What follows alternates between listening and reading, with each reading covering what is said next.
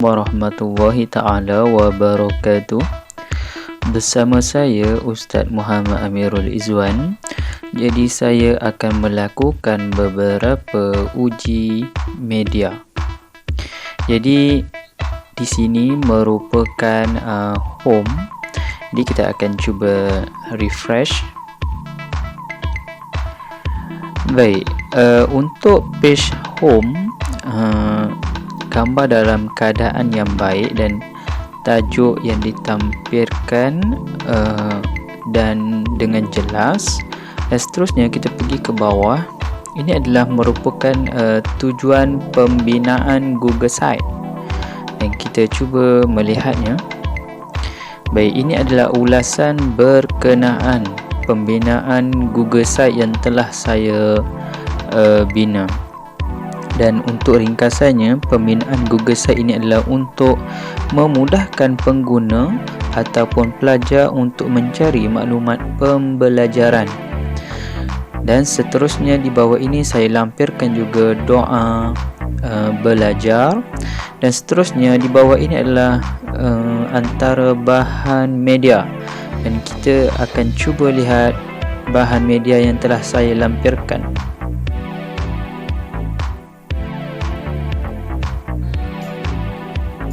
Jadi bila melihat tayangan ini, seharusnya media ini boleh digunakan kepada pengguna yang lain. Dan seterusnya di bawah ini adalah montaj proses pembinaan media. Jadi saya akan mencuba adakah media ini boleh digunakan ataupun tidak. Jadi setelah menekan button play, jadi kita dapat melihat media ini boleh digunakan dengan baik kepada pengguna yang ingin melihat. Dan seterusnya di bawah sekali adalah borang maklum balas, yang mana borang maklum balas ini pengguna boleh membuat penilaian terhadap keberkesanan media yang telah saya lampirkan tadi. Dan seterusnya kita dapat melihat sebelah page home adalah RPH. Jadi kita akan melihat, okey, ini adalah page rancangan pengajaran harian, dan di bawah ini adalah halaman rangka RPH yang telah saya lampirkan. Jadi kita akan cuba lihat adakah lampiran yang saya sertakan ini boleh digunakan ataupun tidak. Jadi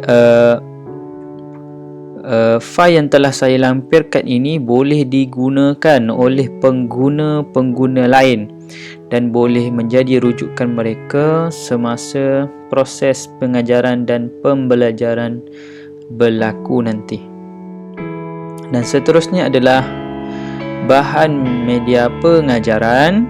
Bahan media pengajaran ini berlandaskan kepada RPH yang telah saya lampirkan tadi.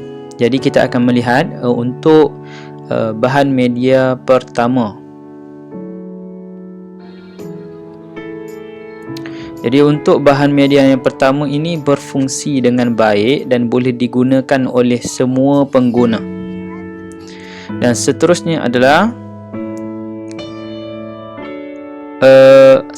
media seterusnya adalah Canva, dan pengguna harusnya menekan di sini dan dia akan new tab ke untuk melihat aplikasi ini, dan saya akan menekannya. Dan jelaslah aplikasi ini boleh digunakan.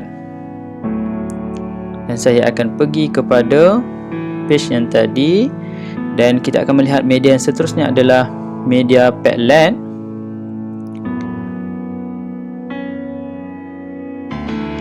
Dan media Padlet juga boleh digunakan, cuma pengguna perlu menekan sahaja dan dia akan keluar ke tab yang lain.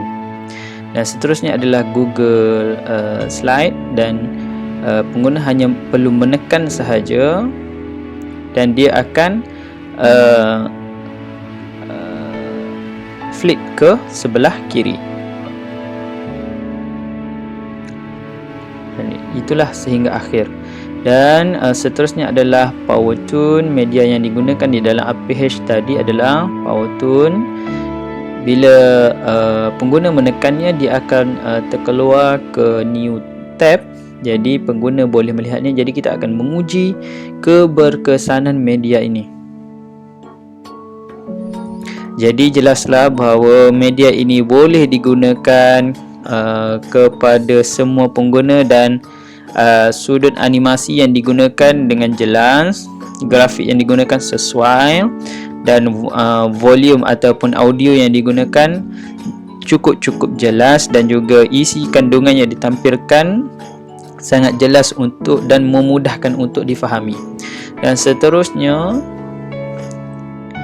kita akan melihat yang terakhir adalah Lucid Chart. Dan apabila pengguna menekannya, dia akan pergi kepada new tab yang seterusnya. Dan okey, ini adalah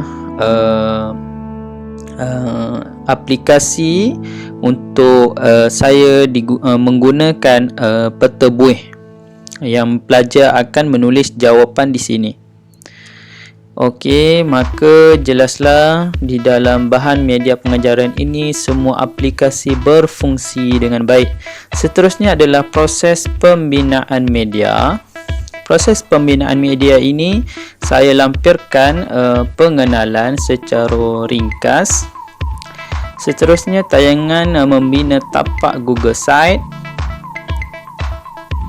berfungsi dengan baik, dan audio juga jelas. Seterusnya adalah tayangan cara membina media.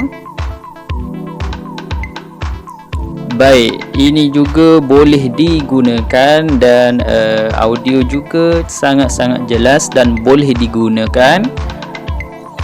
Dan di bawah ini adalah aplikasi yang telah digunakan, dan bila menekan button YouTube tersebut, ini adalah huraian antara kelebihan-kelebihan dan juga langkah-langkah pembinaan YouTube. Dan di sini saya lampirkan bukti pembinaan dan juga hasil, iaitu video yang kita lihat pada bahan media pengajaran terbabit.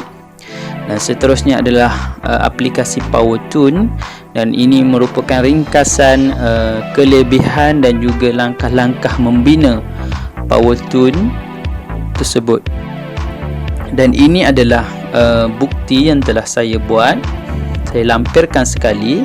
Pengguna perlu klik sahaja dan dapat melihat keseluruhan cara membuat video PowerTune. Dan ini saya lampirkan di bawah ini adalah hasil kerja.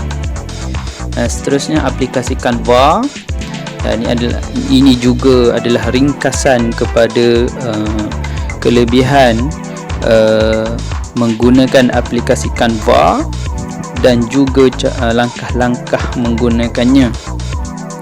Dan ini adalah bukti penghasilan media Canva, dan juga ini adalah hasil media Canva terbabit. Dan seterusnya adalah Google Slide, dan ini adalah ringkasan untuk kelebihan aplikasi Google Slide.